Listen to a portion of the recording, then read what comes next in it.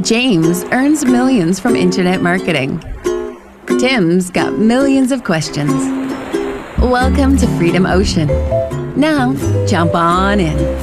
Welcome back, listeners, to Freedom Ocean. I am one of your hosts, Tim Reed, and over there is James Schramko, freshly back from a trip overseas somewhere, which he's going to enlighten us on. G'day, mate. How you going, Timbo? Good, how are you? Good, all the better for getting out of the house for a week or so. Ah, yes, you do like your travel. You miss your family? I do, but I'm around them all the time, so it's not like I'm in a job every day and then I go away. It's like when I go away is the exception, not the norm. Yep. And mate, how was it? Good trip?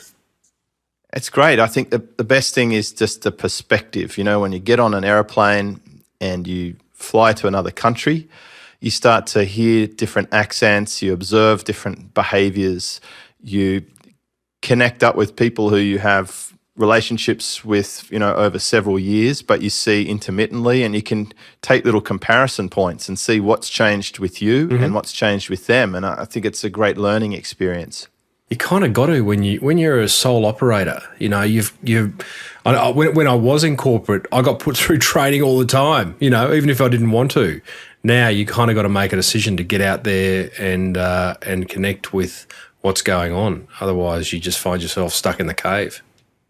I'm continually buying information that is exactly what I want at the time. Like on the weekend, I bought a course about how to build a course, and I watched the whole thing from start to finish and made a couple of notes, and that's it. I'm up to speed with that process. One thing I took from the course was that I need to get on camera and be more personable and be more interesting. So I grabbed my camera.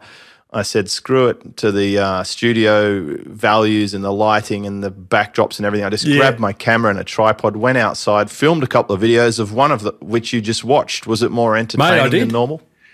It was personable, and it was. I particularly got a laugh out of it because about 6 minutes in, the kookaburra in the background started laughing. And for our overseas listeners, a kookaburra is a native bird in Australia that has a call which kind of resembles a laugh. So it was pretty funny at the time. And but I like the way you'd done that video. You're sitting out the backyard, bit of mic noise, bit of wind noise in the mic and all that. But it was personable and engaging. So I think that's a good way to go. Yeah, and you know, I wouldn't have done that video before I watched that course. So it was just saying, look, I'm just going to – I don't care about the wind noise. I don't care about the lighting. But what was important and that you can't see on that video is behind the camera is my 8-year-old son just checking that I'm still in the shot, you know, and holding up a whiteboard with a couple of bullet points.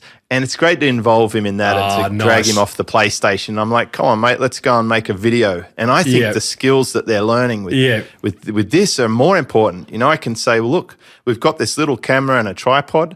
We're going to talk to it and then send it out to all of our customers around the world, and they'll buy more things from us, and they'll also feel that we really care about them. And these lessons, I don't think they're teaching this in school. So that's the coolest part, I think, about that process. So listen, you went and bought a product on creating courses, and it was funny because a weekend or two ago, I also bought a product on creating information products because I really wanted more out of, not because I didn't feel as though I knew enough. I feel as though I do know enough. I bought it because I wanted to ratify whether I knew enough, and it did. I literally, it was a very well put together product, this one, but I did not learn anything new except to kind of confirm that what I know was good enough. And sounds like you were the same. The one thing I took was, you know, spice it up a bit more for my videos, and I implement immediately, and I'll make that habit. It's there now. I'm going to be rolling around with my little handy cam everywhere making videos and trying to inspire and engage my customers. The specific learning is that some of my products are as boring as shit, and I have to make it more interesting. That's the bottom line. I've got to make it more exciting, more interesting, more fun. One of the things that every now and then stops me from producing as much video as I'd like to is that I love editing, but I find it's a real time suck. And I'd love to outsource my video, but it's like, how do you transfer those large files? Dropbox. Yeah, I know, but it's like sometimes you're talking gigs worth. Well, it's still, even on a crappy internet like mine, you can still transfer a gig overnight between when you go to sleep and when you wake up. Yeah. That's a good point. What about, is there an SEO? What's happening in the world of SEO and Google? Well, what's happening is several thousand blogs have been wiped out from some of the popular blog networks, especially the darling childs of the industry.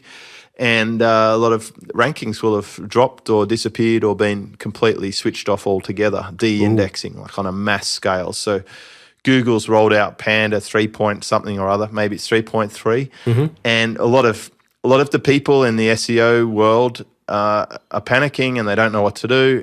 I'm really not surprised, and I've been saying this forever. If you listen to any of my stuff about SEO for the last 6 years, it's have original content and don't try little spammy, cheap tricks.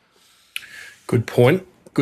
Well, mate, I reckon that is it for episode 36 of The Ocean. There's plenty in there we were going to cover, and we didn't even set this up at the start because we got right into your travels. But we are going to talk about in a future episode, we're going to dissect a successful affiliate site, and you are going to share how you went about getting 10,000 subscribers in an offline business many years ago, which I think sometimes it's nice to get offline, isn't it, and talk about what happens above the line.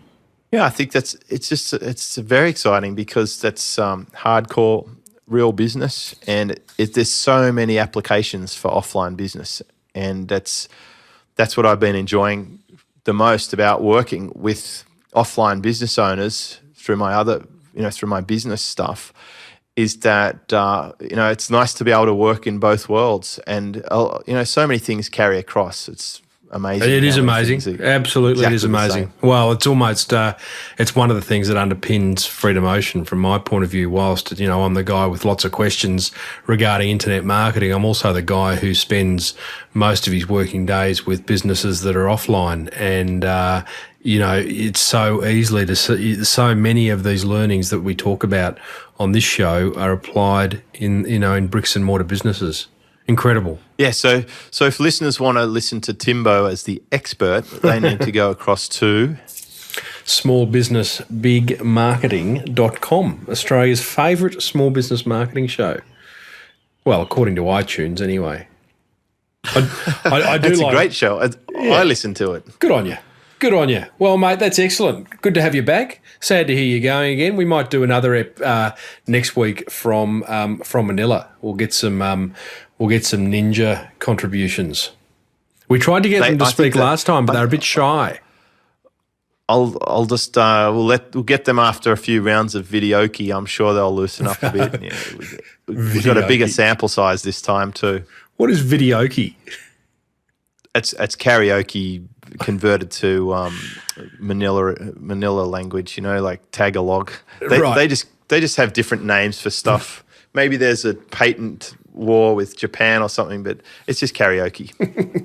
On video, obviously. Yeah, it's a video with the words and the songs, and, cool. And you sing poorly. Yeah, love it. You have to sing out of tune. I think that's the rules. So that seems to be how everyone does it.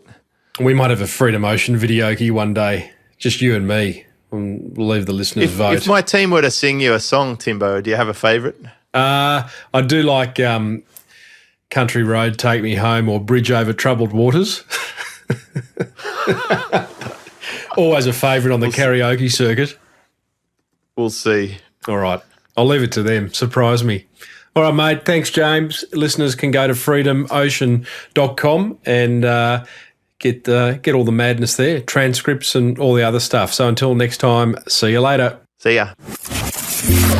Thanks for diving into the Freedom Ocean with James Schramko and Tim Reed. You've just come that little bit closer to living the life you choose. Please keep in mind that the ideas, opinions, and information shared in the show are those of the hosts and do not reflect those of their past employers. And as far as future employers go, well, they're both pretty much unemployable.